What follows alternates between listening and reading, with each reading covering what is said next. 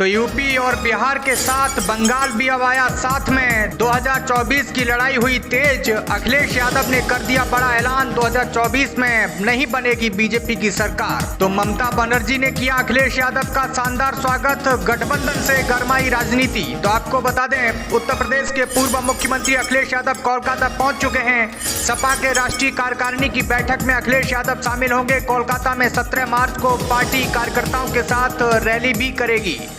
तो पश्चिम बंगाल की राजधानी कोलकाता में समाजवादी पार्टी की 2 दिवसीय राष्ट्रीय कार्यकारिणी की बैठक में शामिल होने के लिए सपा प्रमुख अखिलेश यादव कोलकाता पहुंचे हैं।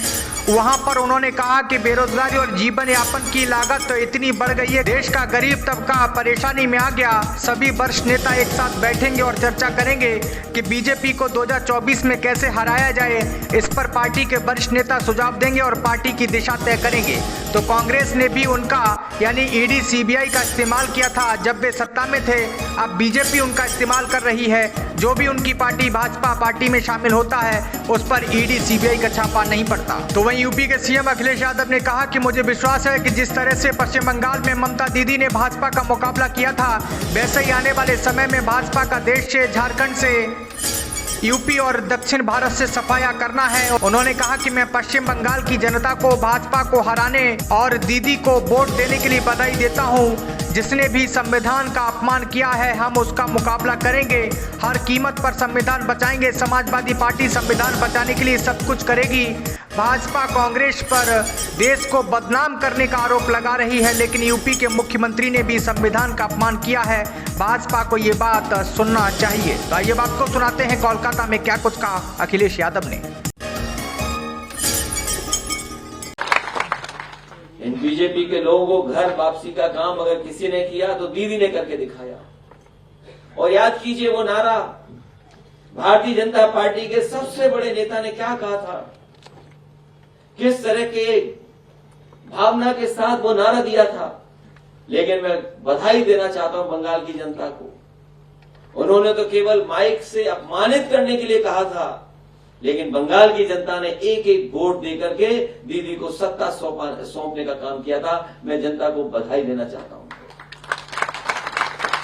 हालांकि समाजवादी पार्टी का एक अपना रास्ता है, लेकिन देश की भूमिका में, देश की राजनीति में समाजवादी पार्टी अपनी भूमिका निभाएगी।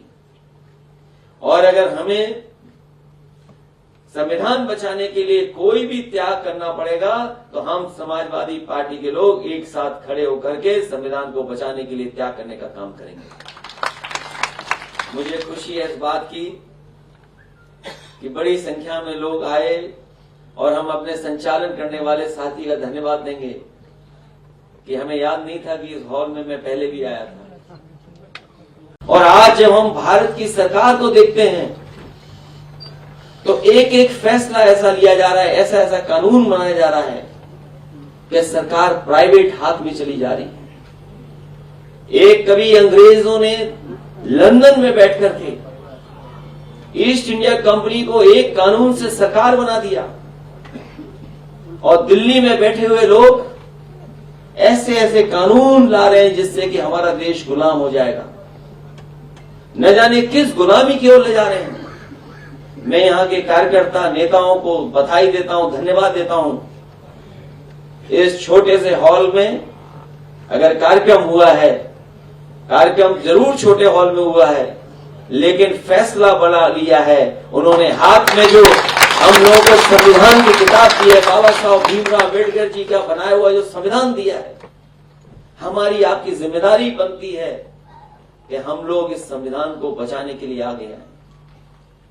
चाहे हमारी गिनती कम हो, लेकिन हम उनके साथ खड़े दिखाई देंगे जो हमारा संविधान देश का बचाना चाहते हैं। और हमें खुशी है इस बात की कि अगर बंगाल में यहां की मुख्यमंत्री दीदी ममता बनर्जी जी लड़ाई लड़ रही हैं, तो उत्तर प्रदेश में हम समाजवादी लोग भी भारतीय जनता पार्टी का मुकाबला करने का काम करेंगे।